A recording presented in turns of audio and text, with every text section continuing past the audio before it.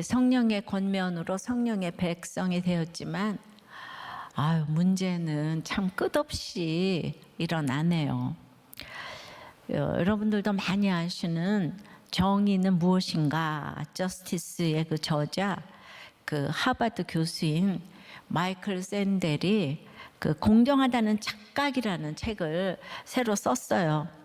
책의 내용을 쉽게 요약하자면 학력으로 사람을 바라보는 그 똑똑한데 재수 없는 놈이 되지 말고 돈과 상관없이 서로의 직업에 대해 너는 사회에 기여하고 있다고 인정해주는 태도를 가지자는 거예요. 이 당연한 말로 들리지만 이러한 태도의 문제는 이미 정치 권력을 바꿀 정도로 생각보다 중요한 문제가 되었다는 것이죠. 공정이 요즘 화두입니다만 그는 공동체주의적 공화주의라는 새로운 정치 이론을 표방하는 정치 철학자인데요. 중요한 이런 공정의 문제를 우리는 성령의 문제로 풀어야 한다고 생각합니다. 그렇다면 오늘 본문에서 성령의 문제가 되는 문제는 어떤 문제일까요? 첫째로 일제히 일어나는 문제입니다. 12절입니다. 갈리오가 아가야 총독되었을 때에 유대인이 일제히 일어나 바울을 대적하여 법정으로 데리고 가서 참 이 공정에는 지도자가 중요한 것 같아요. 갈리오는 로마 정부에 잘 알려진 인물이었어요. 그의 부친도 유명한 연설가였고 동생은 네로의 개인교사로 유명한 스토아 철학자 세네카였습니다.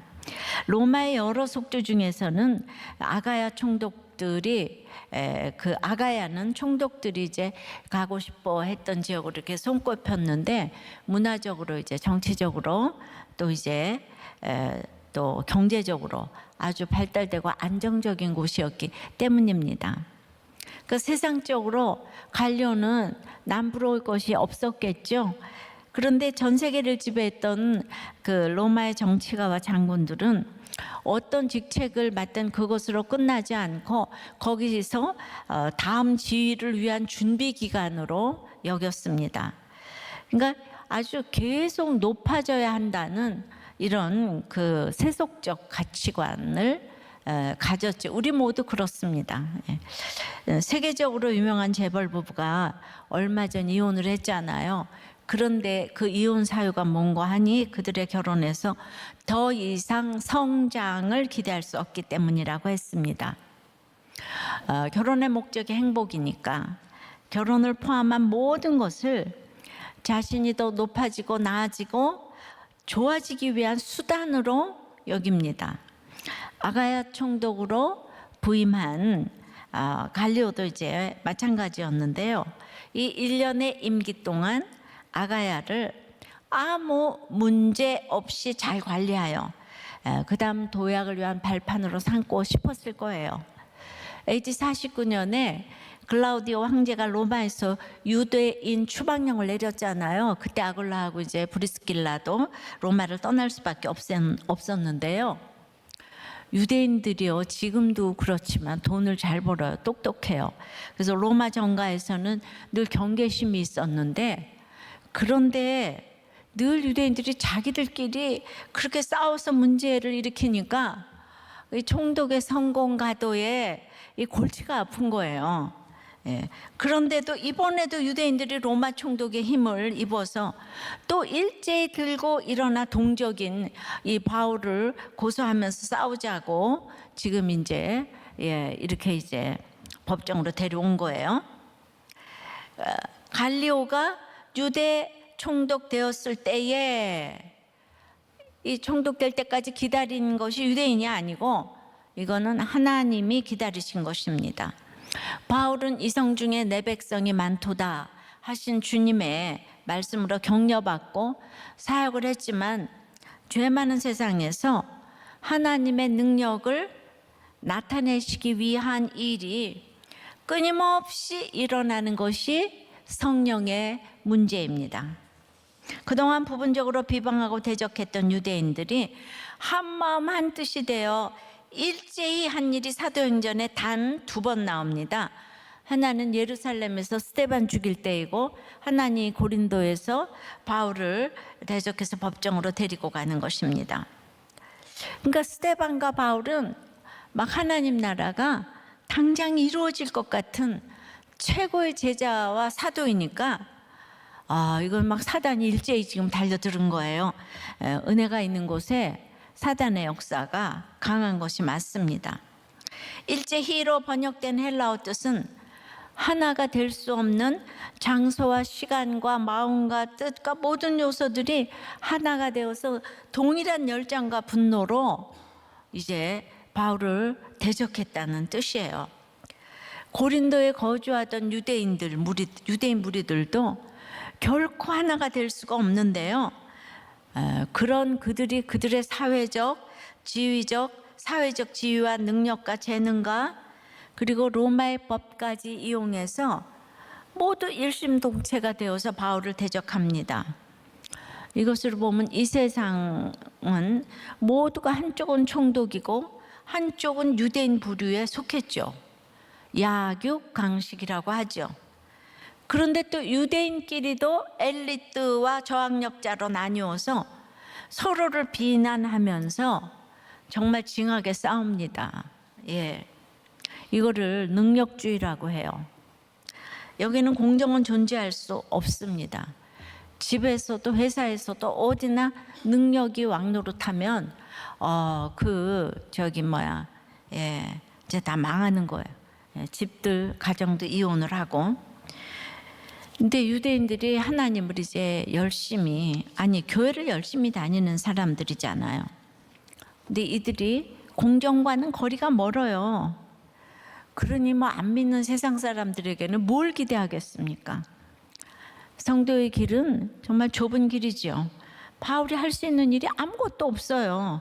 그런데 참 신기한 게 예수님을 죽이고자 할 때 하나 될 수 없는 바리새인과 사두개인들이 일제히 하나가 되는 것과 같이 지금 바울에게도 일제히 달려드는 거예요. 너무 신기하지 않습니까? 어떻게 바울 한 사람 때문에 이렇게 다 한마음이 돼가지고 일심동체가 돼서 달려들죠? 이거는요, 바울이 답이라는 얘기예요. 넘사벽이라는 얘기예요. 그럼 왜 넘사벽일까요?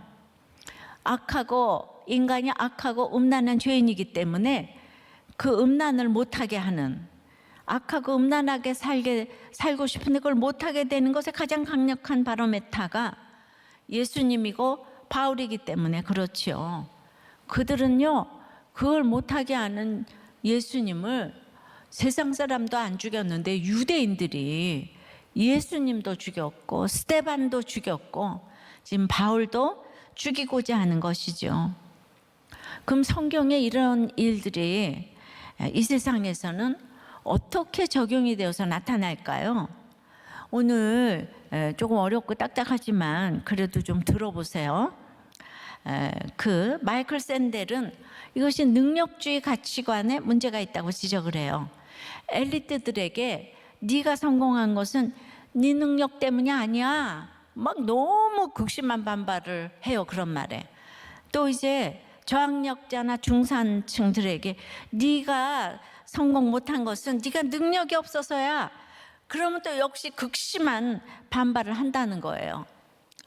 그러니 능력주의 세상에서 패배한 사람은 실패를 오로지 내가 못난 탓으로 돌리는 모욕까지 떠안는다는 것인데요. 이러한 좌절과 분노가 승자의 오만과 충돌하면 민주주의 근간인 이 사회적 연대가 이제 깨지는 것이라는 거예요. 이러한 도덕 감정은 엘리트들에 대한 그 포퓰리스트적 반항의 아주 주된 핵심이 된다는 거예요. 한마디로 이제 부러워하고 무시하고가 똑같은 죄인이라는 거예요. 그러니까 가난은 선이고 부자는 악인 거예요.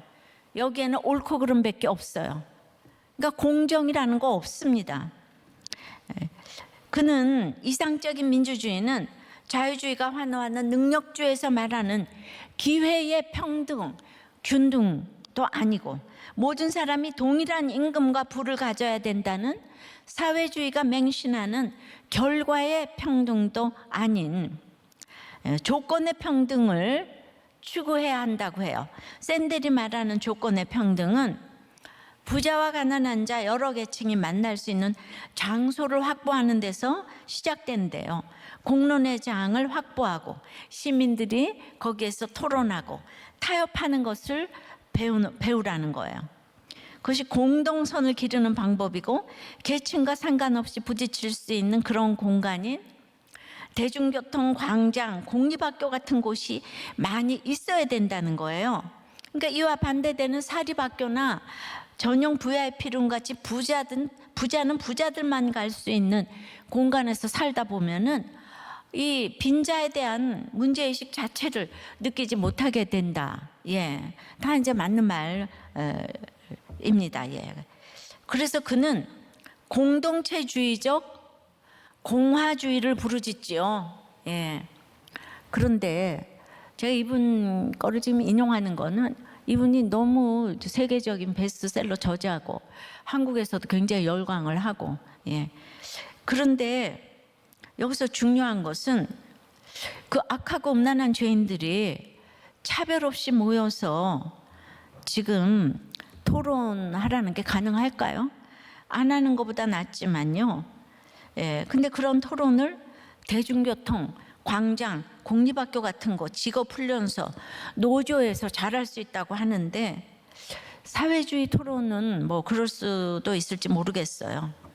근데 저는 이분의 책이 이게 세계적인 정치 철학이라고 정치인들도 다들 그거 하나씩 들고 나 읽었다 그러더라고요. 예, 그 세계적인 정치 철학을 보여주고 있지만 역시 마이클 샌델은 아덴 사람 맞는 것 같고요. 이분은 유대인이에요, 유대인. 그러니까 성경을 사실 굉장히 구약 뭐 이런 걸 이렇게 잘 알 텐데 이분은 종교난에 무종교라고 썼어요. 그러니까 이분은 진짜 666처럼 이 7에 근사한, 야, 어떻게 연구를 해서 이런 걸 이렇게 알 수 있을까? 이것 때문에 너무 놀라지만은 자기 죄를 모르면 이 차별 없는 나눔이 안 된다는 것을 간과하고 있다고 봅니다.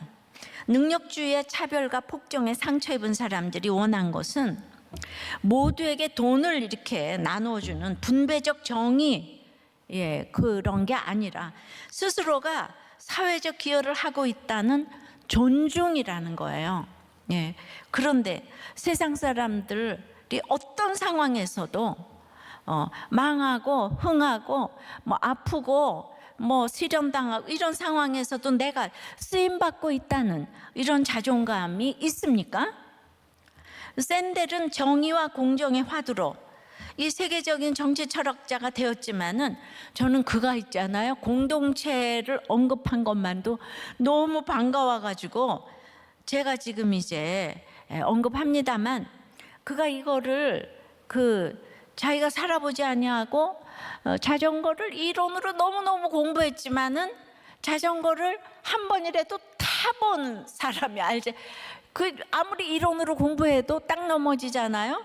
그 이론으로 말했다면 저는 이 문제를 성령의 문제로 가지고 와서 나누는 우리들 교회의 목장이 진짜 이 실행하는 곳이 아닐까 생각이 합니다. 가난한 자, 부자, 배운 자, 못 배운 자에게 끝없는 문제가 일어나죠. 그렇지만은 같이 모여서 서로를 채우라는 것은 죄인의 입장이 아니면 이거 불가능하죠. 예, 죄인의 입장이니까 차별이 없는 거예요. 그런 공동체가 이 땅에 정말 얼마나 있을까요? 저는 우리들 교회에서 이런 걸 나누는 것이 기적이라고 생각이 됩니다. 예를 들어서 매를 맞고 쫓겨나도 사랑받고 사랑하며 그냥 집에서나 직장에서나 얼마나 당신이 기여하는 줄 아냐고, 그곳에 얼마나 당신이 필요한 사람인지를 아냐고 끊임없이 주지시켜주는 공동체야말로 이 샌델의 공동체주의적 공화주의가 아니라 저는 공동체주의적 복음주의라고 명명하고 싶습니다. 더 나아가서 이제 모든 진영 논리와 지역 감정에 대한 주 안에서 차별 없이 자기 죄를 보는 공동체가 대안이에요. 예. 공부해서 그 되는 게 아니에요. 즉 내가 아무것도 할 수 없는 문제, 내 주변의 모든 것들이 지금 일제히 일어나 나를 대적해요. 그냥 정신적, 육적, 정신적 문제로 육해공군 모두가 그냥 산전수전 뭐 다 일어나서 일제히 일어나 나를 대적하는 문제는 나에게 있어서 성령의 문제라는 거죠. 어설픈 문제로서는 내 자신의 죄성을 결코 알 수 없기에 모든 문제가 일제히 일어나야만 완악한 내 죄가 깨달아지고 내가 예수께 항복하여 예수의 말씀이 어떻게 내 삶에 적용되어져 생명을 낳게 하는지가 경험되어지기에 이것을 성령의 문제라고 하는 거예요. 일제히 일어나서 나를 대적하는 문제가 성령의 문제라는 것이죠. 그러니까 지금 나라의 문제가 심각하고 진영 문제, 지역 감정도 심각해도 이거는 날마다 일어나는 부부 문제, 자식 문제에서 내 죄부터 보는 걸 시작하지 않으면 결단코 해결이 되지 않습니다. 뼛속까지 죄인인 우리가 이 죄의 문제를 해결하지 못하고 풍요로워질수록 망할수록 또 자유가 클수록 잘 살수록 못 살수록 문제가 많아지는 거예요. 다. 그런데 제가 늘 문제가 많은 것이 문제가 아니고 문제가 없는 것이 문제다라고 하잖아요. 그래서 여기서 문제가 아니라는 생각은 뭔가 하면 똑같은 심판이라도 회개하면 구원이고 회개하지 않으면은 멸망의 사건이 되듯이 똑같은 문제 속에 말씀이 들리면 그 문제는 성령의 문제가 됩니다. 결코 환경이 아니에요. 못 살고 잘 살고 환경의 문제가 아니에요. 근데 진영, 지역, 나라 모두 환경 가지고 지금 난리를 치는 거죠. 돈이 있다 없다, 우리한테 잘했다 못했다. 문제는 나인 거예요. 문제는 나라고. 이것을 그 누가 계속 가르쳐 주겠습니까? 죄를, 말씀으로 죄를 보는 공동체밖에 없습니다. 그러니까 13절에 말하되 이 사람이 율법을 어기면서 하나님을 경외하라고 사람들을 권한다 하거늘, 유대인들이 고발한 내용이 굉장히 허술하다고 생각하지 않습니까? 그들이 고발한 내용이 바울이 율법을 어기면서 하나님을 경외하라 권한대요. 아니, 하나님을 경외하라고 권하는 것이 무슨 율법을 어기는 문제입니까? 자신들도 가르치는 내용인데요. 그러니까 사람을 죽이듯 일제히 덤비는 문제를 자세히 살펴보면 이렇게 허술한 것들이 많아요. 이처럼 나를 죽이려고 일제히 덤벼드는 수많은 문제들은 자세히 살펴보면 하나도 별거 아닌 문제들이에요. 자, 예를 들어요. 2억을 빚을 져서 나는 죽고 싶은데 목장에 가보니까 20억, 70억 빚진 사람들이 웃으면서 목자를 하고 있어요. 남편의 이상한 문자 하나를 보고 죽고 싶은데 목장을 가보니까 23번 바람핀 목자님이 또 웃으면서 목자를 하고 있어요. 이 얘기는 죄의 크고 작음이 아니라 이 사건을 통해 예수를 만났느냐 안 만났느냐의 문제인 것이죠. 그러니까 이 모든 사건을 통해서 내가 죄인임을 깨닫는다면 이것은 성령의 문제가 되고, 문제 자체를 들여다보면 유대인들의 고발이 얼마나 유치하고 허술하고 아이러니한지, 그리고 그게 무슨 공정이에요. 이게 고발한 내용 자체가 불공정한 거예요. 예수가 없으면 죄를 모르고, 그러면 맨날 불공정 사회에서 우리는 사는 거죠. 그러니까 정치 사회에서도 우리가 날마다 고발 고소가 난무하는데 정말 도덕의 유치원 시대에 다 살고 있는 거를 지금 우리가 봅니다.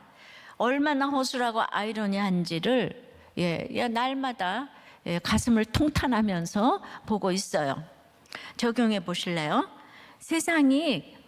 온 세상이 일제히 달려들어 나를 죽음에 이르게 하는 문제가 있었나요? 나는 거기서 어떻게 대응하고 있나요?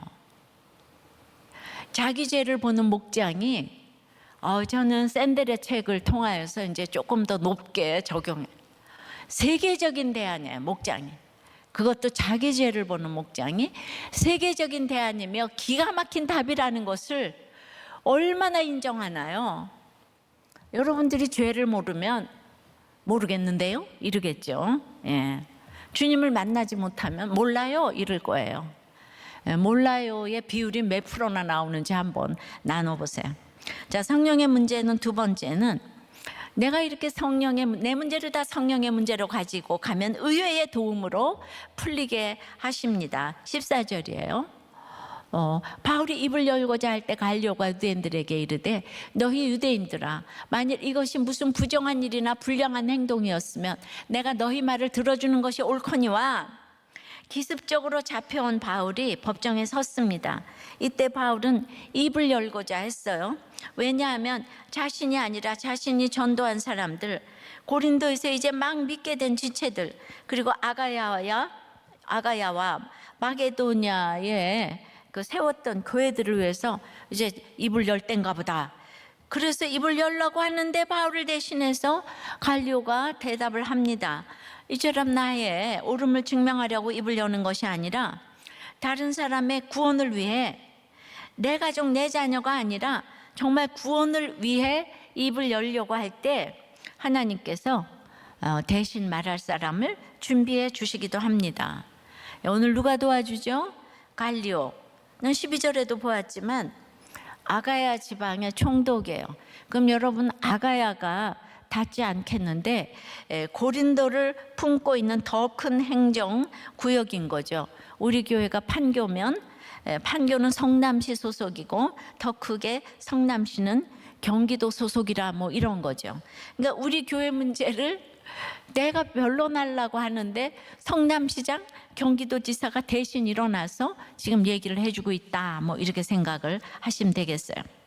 이 갈리오는 친아버지도 로마의 원로원이 되어 있고 자기가 실질적으로 성장한 양아버지는 당대 최고의 석학이고 철학자고 수사학자입니다.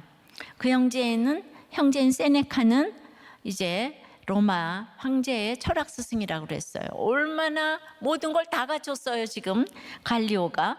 그런데 이 갈리오가 총독이 되었을 때 유대인들이 고발을 한 것이죠. 갈리오라는 총독이 재판권을 접수했는데 가만히 들어가 보니까 자기 로마 정부에서 시행하는 종교법에 위배되는 것이 없어요. 그래서 이제 그 두 가지를 지적해요. 이 사람들아, 바울이라는 사람이 사회를 어지럽혔냐? 그가 전한 내용이 비윤리적이냐? 그런 내용이었으면 내가 재판하지.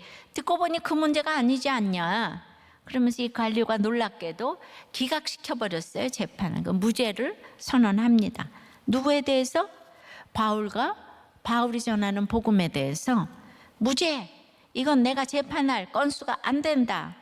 그래서 이것이 이제 판례가 남게 됩니다. 근데 저는 계속 바울을 매맞게 하시고 옥에 갇히게 하시고, 근데 이번에는 또 무죄로 판결이 나게 하시는 거예요. 그러면 매맞는 건 나쁜 거고 축복인 거고, 아니 매맞는 거는 저주인 거고, 이렇게 무죄는 축복인가요?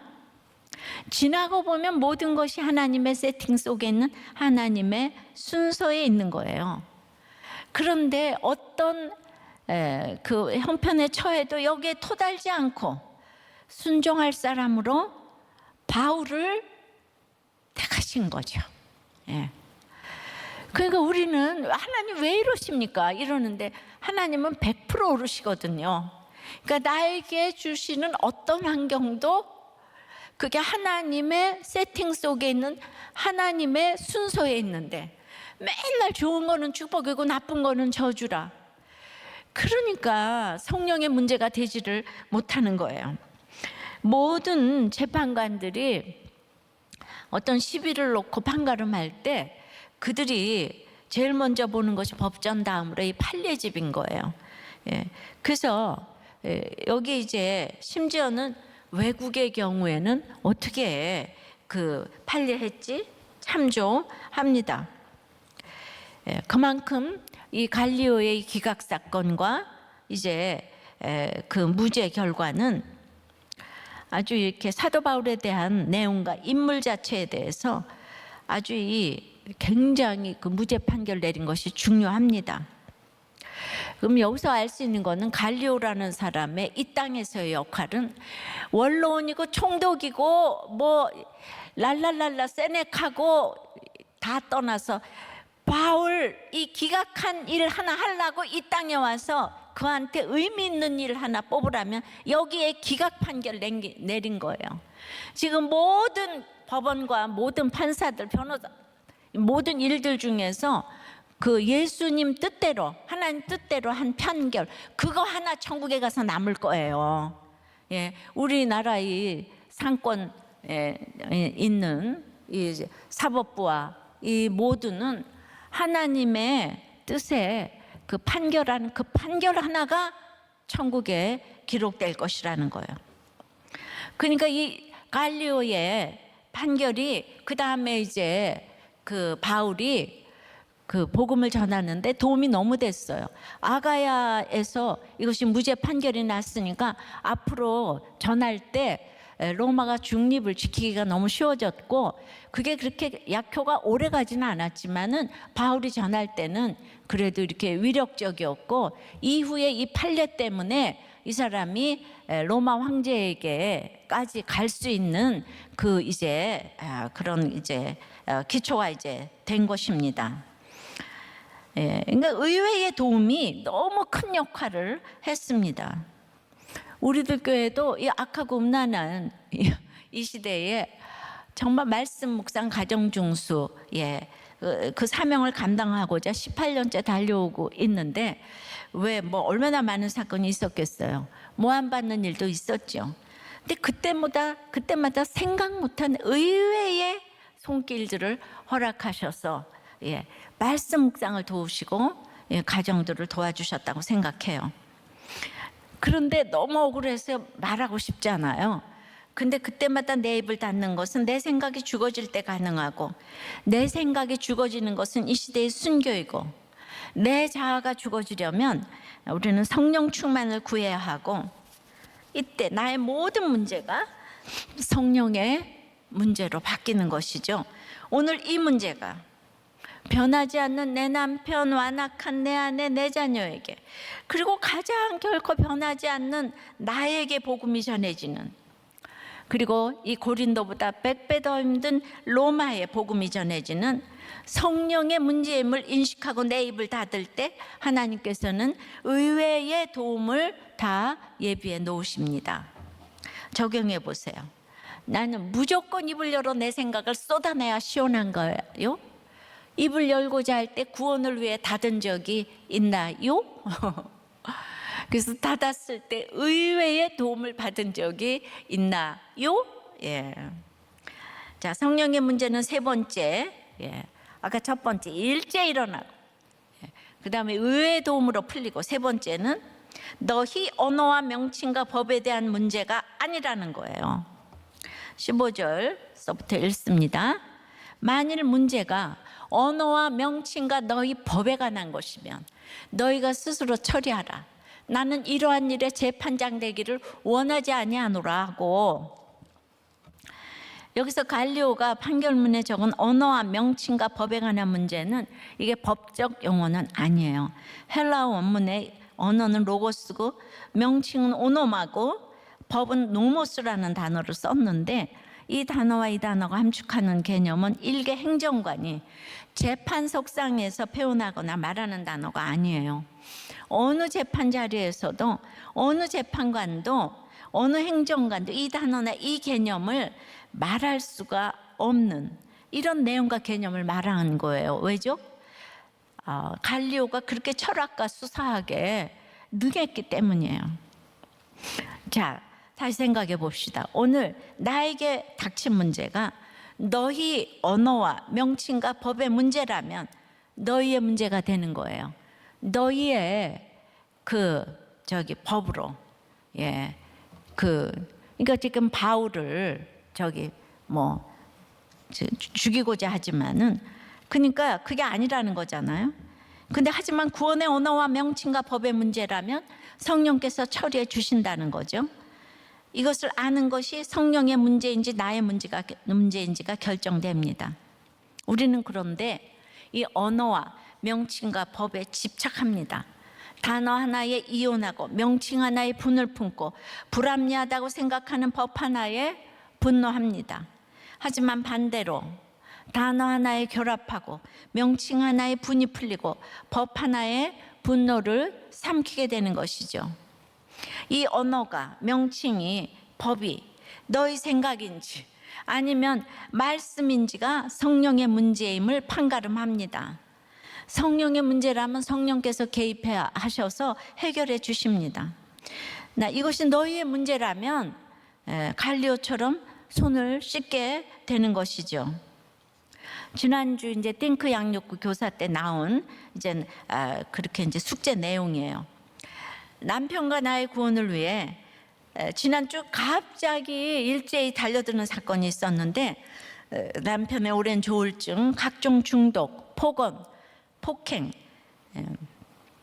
노래방과 도우미와의 바람 사건에 더 이상은 이제 못 참겠다며 나는 3년 전에 이혼 소송을 했는데 그때 이제 남편의 정신과 선생님이 우리들 교회를 소개해 주셔서 공동체로 인도되었다고 제가 3년 전에 그거 한번 예배 시간에 했던 거 기억나실 거예요.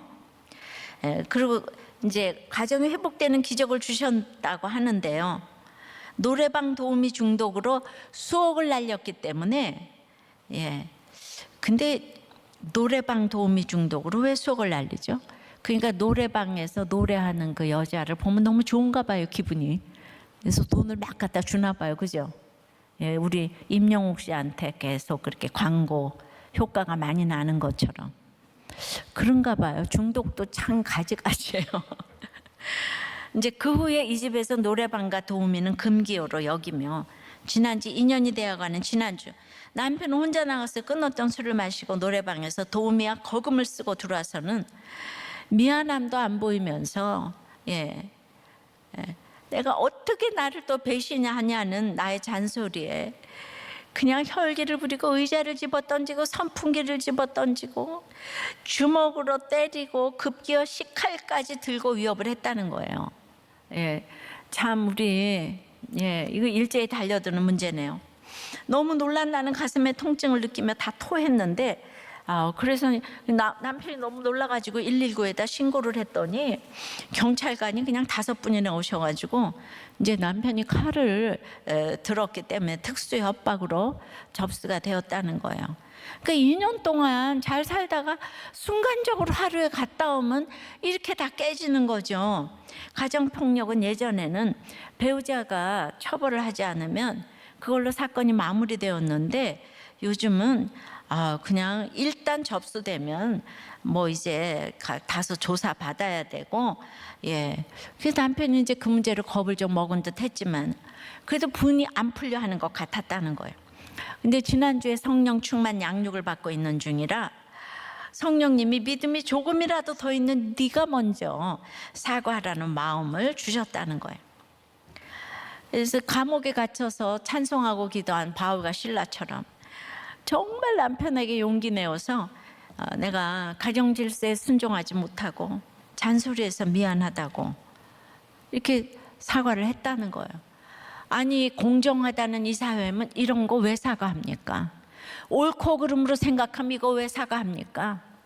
그냥 이름은 이혼하고 뭐 이름은 회사 그만두고 그런 거는 그러니까 공정이 아니라는 거예요. 그러니까 이건 진짜 공정하다는 착각이에요, 착각.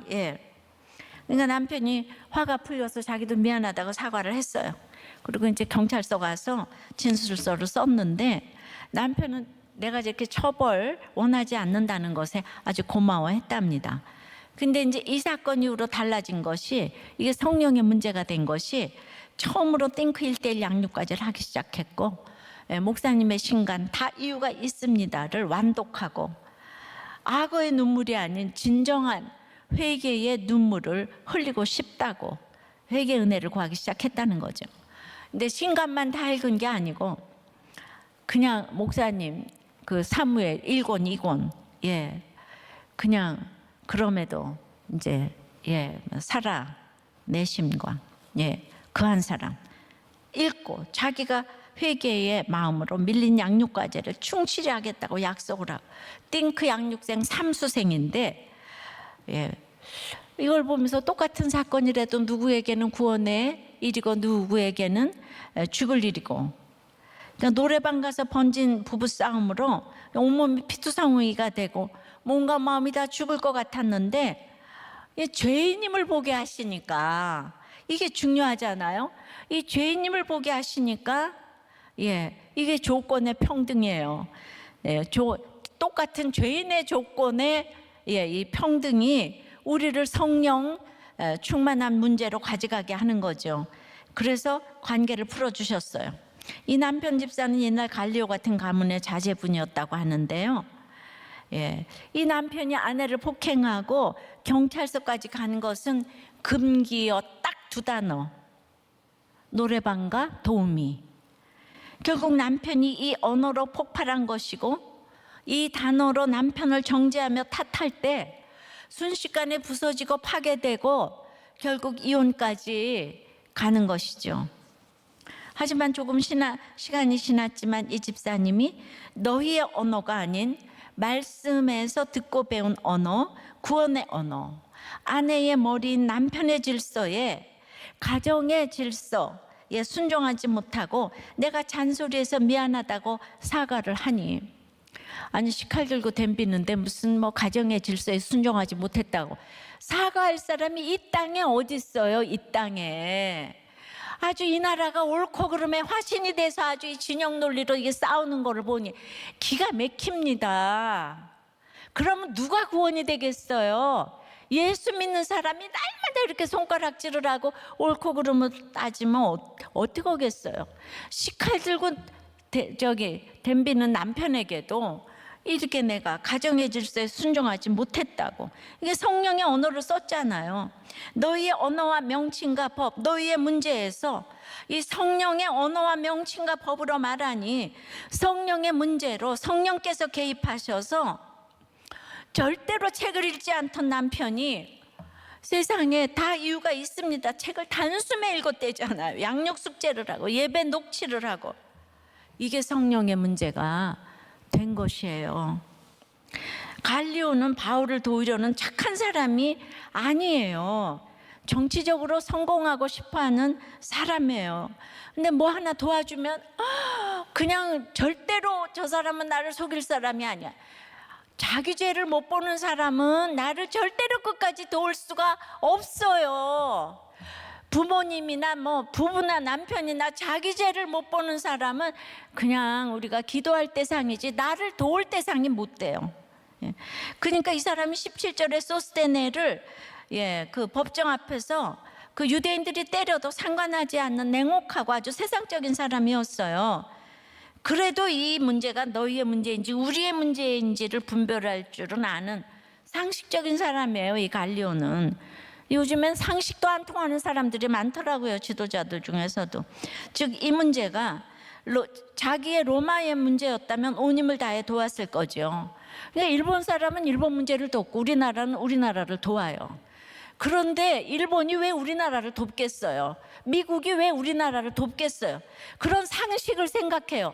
그러니까 우리는 그냥 기도를 하고 구원 때문에 기도해야 돼요. 세상은 다 이기적이라고요. 여기서 소스테네는 바울의 아픔에 함께 동참했다기보다 그리스포 이후에 회당장이 되었잖아요. 그리스포도 예수께로 이사 갔어요. 그런데 이 사람은 그 헬라인 유대인 동족들과 함께 바울을 고소했다가 바울이 무죄가 되니까 그 동족 유대인들에게 법정에서 두들겨 맞았어요. 그래서 구원이 됐어요. 그러니까 두들겨 맞아서 성령의 문제가 되게 하셨어요. 그러니까 맞았다고 나쁜 게 아니에요. 맞아서 고린도전서 1장 1절에 보면 바울의 최고 동력자가 되며 고린도 교회 4번째 감독이 되는 거예요. 그러니까 매 맞았다고 무죄가 됐다고 좋고 나쁜 걸 여러분들이 결정하시면 안 돼. 하루하루 말씀 읽고 묵상하고 적용하면 그게 하나님의 세팅의 구원의 순서에 들어있는 한 역할일 뿐인 거예요. 갈리오처럼 세상 법감도 문제를 분별하며 이 문제가 로마의 문제인지 유대인들의 문제인지 분별하는데, 일본의 문제인지 중국의 문제인지 미국의 문제인지 이것도 모르고 맨날 욕만 하면 되냐고요. 우리는 예수 믿는 사람으로서 품위를 지키면서 사랑하고 기도를 해야죠. 우리에게 닥친 문제가 구원의 문제임을 깨닫는 것이 지혜고 성령의 문제가 되는 비결이에요.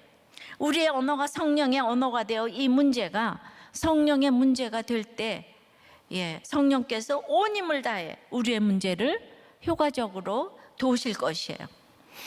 너무너무 억울한 거 많죠. 아니 식칼 들고 덤비는데 어떻게 또 가서 노래방에 가서 거금을 쓰고 기가 막혀 이제 이혼이다 이래야 되는데 억울하죠. 너무 슬퍼요. 더 이상 못 살겠다. 그래서 영적 진실성의 결과는 바로 인내라고 하는 거예요. 고난의 길이가 어떠하든지 종류가 어떠하든지 기쁨으로 이거를 이제 인내하라고 하잖아요. 그죠? 주께서 신원해 주시기 때문에 바로 이것이 성령의 문제가 되는 것입니다. 적용해 보세요. 나는 집에서나 어디서나 어떤 언어와 명칭과 법에 뒤집어지시나요? 어떤 언어 하나에 이렇게 뒤집어지시나요? 혹은 교회에서 이해가 안 되는 언어와 명칭과 법은 무엇인가요? 그것이 구속사인가요? 아니면 성령의 언어 하나를 써서 문제가 해결된 그 한마디는 무엇인가요? 우리가 참으로 정말 이 세계적인 대안이라는 이 목장에 참석을 하고, 그리고 이제 기적이라는 것이 인정될 수 있는 우리 모두가 될 수 있도록 주여 은혜 내려 주시옵소서. 우리가 정말 지나고 나서 후회하지 않게 하시고 지금 내가 이것을 누리게 도와주시옵소서. 세계적인 대안을 지금 누리게 도와주시옵소서. 주여, 코로나가 언제 끝날지 모르겠지만 예배가 회복되게 도와주시고 이 백신과 이 모든 것들이 하나님의 순서에 따라 아버지 하나님 모든 것들이 공급될 수 있도록 도와주시고, 참으로 이 아무리 급한 환경 가운데서라도 우리가 평등법을 위해서 기도했습니다. 바위치기에 계란 바위치기를 하는 것 같은 이 일에 주님이 이 기도를 응답하여 주시고 대하생명보호법이 제정될 수 있도록 역사하여 주시옵소서. 예수 그리스도 이름으로 기도드리옵나이다. 아멘.